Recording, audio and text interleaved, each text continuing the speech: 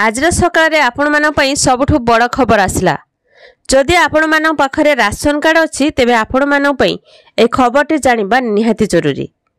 आम मुख्यमंत्री मोहन चरण माझी सबुठ बड़ घोषणा करछंती। तेबे राज्य में गरीबों कल्याण उपरे ध्यान देउथिबा समय समय सरकार अनेक गुरुत्वपूर्ण निष्पत्ति नेउछंती। एही क्रम में अंत्योदय अन्न योजना राशन कार्डधारी माने अनेक लाभ पाइबाकू जाउछंती। तेबे दारिद्र्य सीमारेखा तले थिबा परिवार मानक पई सरकार अंत्योदय अन्न योजना कार्यकारी करछंती।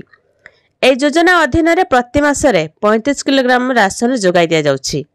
राशन कार्ड थिले अनेक सुविधा जोगाई देउछंती केंद्र सरकार। ए नुआ घोषणा मुताबक जदि आपण मान पाखरे राशन कार्ड टी अछि आ आपणकर बयस 18 रु 42 वर्ष रहिछि तेबे आपण मान पई ए होछि खुशी खबर। आसंतु देखिबा कोन रहिछि संपूर्ण खबर।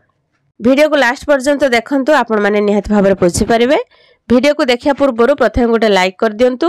चैनल को जदि नुआ आछंती चैनल को सब्सक्राइब करी पाखरे आस्थुबा घंटी चिन्ह को दबाइ दियंतु। जदि आपण मान पाखरे राशन कार्ड अछि आपण को प्रति मासरे सब्सिडी रे 35 किलोग्राम चाउल जोगाई दिया जाउछि। गहम और चाउल सहित चीनी मध्य जोगाई दिया जिवो। राशन कार्ड थिले अनेक सुविधा जोगाई देउछंती केंद्र सरकार। ए घोषणा मुताबक जदि आपण मान पाखरे राशन कार्ड टे अछि आ आपणक बयस 18 रु 42 वर्ष तेबे आपण माने सहजरे ए योजनार लाभ उठाई परिबे।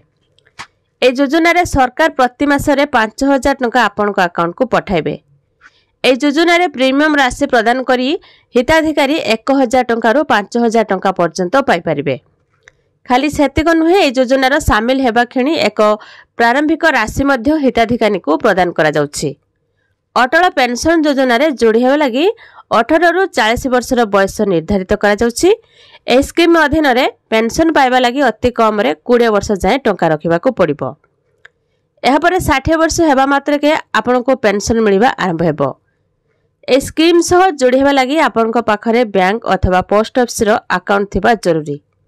जदि आपन को बयस 25 वर्ष एबे ए स्कीम रे प्रति मासरे 376 टंका निवेश करी 5000 टंका पेंशन पाई परिबे। अर्थात दैनिक आपन को मात्र 12 टंका देबा को पड़िबो। 60 वर्ष परे आपन को पेंशन मिलिबो। एहा सहित वर्तमान पर्यंत सरकार राशन कार्डधारी को 5 केजी चाउल एवं एहा सहित 5 केजी गहम मध्य दिया जाउछि। एहा व्यतीत सरकार राशन कार्डधारी को अनेक बड़ परिवर्तन करछंती जहार लाभ हेबे समस्तक पई उपलब्ध हेबो। वर्तमान राशन कार्डधारी को सरकार देथिबा राशन 1 मास पर्यंत लोकंक पई पर्याप्त नुहे। तेणु सरकार एथिरे कहिसंती जे खूब शीघ्र एथिरे बड़ परिवर्तन करा जिवो। वर्तमान समस्त राशन कार्डधारी को 5 किलोग्राम गहम एवं 5 किलोग्राम चाउल बदल रे 10 किलोग्राम गहम और 10 किलोग्राम चाउल सुविधा दिया जिवो।